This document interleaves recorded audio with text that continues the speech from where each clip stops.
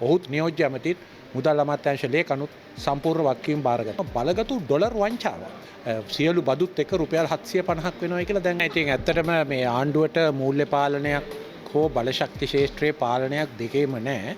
ඉතින් ලෝකේ තියෙන ඉහළම මිල ගණන් වලට ඩීසල්, ගල් අඟුරු, පෙට්‍රල් ගන්න ගියාම ඉතින් රටේ තියෙන බොහොම අමාරුවෙන් මිනිස්සු උපයලා දීලා වැඩ කරන ජනතාව මැද පෙරදිග අනික් කලාපවල ඒ වගේම සංචාරක ව්‍යාපාරයෙන් වෙහෙස මහන්සිලා උපය ගන්න ඩොලර් ටික ඉතින් තෙල් සංස්ථාවයි ලංකා ගල් අඟුරු සමාගමයි කාබාසිනියා කිරීමේ ප්‍රතිඵල තමයි මේ තියෙන්නේ. ඒ අතරේ තාම බරපතල විදිහට මේ වාහන ආනයනය පිළිබඳව යම් ආකාරයේ ගාස්තු වැඩි කිරීමක් 50%ක සර්චාර්ජ් එකක් දැම්මම අපි දැන් වාර්තා වෙලා තියෙනවා මේ ජනාධිපතිතුමාට ඉතාම කිට්ටු සමාගම් කීපයක් ඒ වාසිය අරගන්න ඒ ගැසට් නිවේදනයට කලින් වාහන විශාල ප්‍රමාණයක් ගෙන ආපු බව.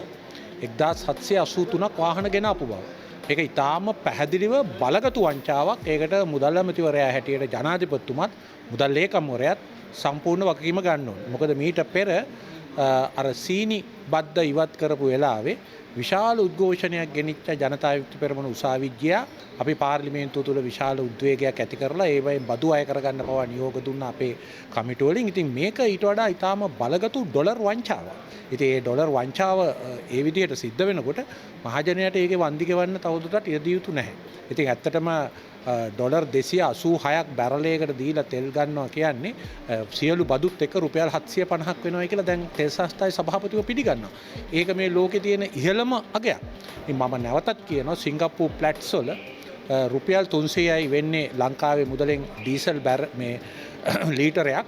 ඒක ලංකාවට ආවම 750 වෙනවයි කියලා තෙල් සංස්ථාවේ සභාපති කියනවා නම් ඉතුරු රුපියල් 450 හැදෙන්නේ කොහොමද? කාටද ඒවා යන්නේ කියලා ජනාධිපති කියන්න ඕනේ. එහෙම විවෘතභාවයක් කරන්නේ නැතුව රටේ ඩොලර් නාස්ති කර මේ ඩොලරේ අවප්‍රමාණය වීමේ වන්දිය බෙහෙත් ටික ගන්න මිනිහට පොහොර ටික ගන්න මිනිහට අත්‍යවශ්‍ය ආහාර ගන්න මිනිසුන්ට බාර දීම අපි කිසිසේත් එකඟ වෙන්නේ නැහැ. රටේ ආර්ථිකයට අද පාලනයක් නැහැ, මූල්‍ය ක්ෂේත්‍රයට පාලනයක් නැහැ, බලශක්ති ක්ෂේත්‍රයට පාලනයක් නැහැ.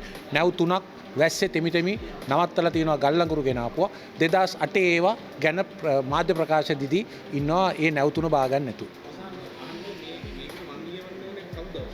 මේවට අවසාන වශයෙන් මහජනයා වන්දි ගෙවන්නේ. හැබැයි තා පැහැදිලිව කියනවා මුදල් ඇමති හැටියට මේ වාහන ගෙන්වීමේ වංචාවට ඔහුත් නියෝජ්‍ය ඇමතිත් මුදල් අමාත්‍යාංශ ලේකනුත් සම්පූර්ණ වගකීම් බාරගත යුතුයි.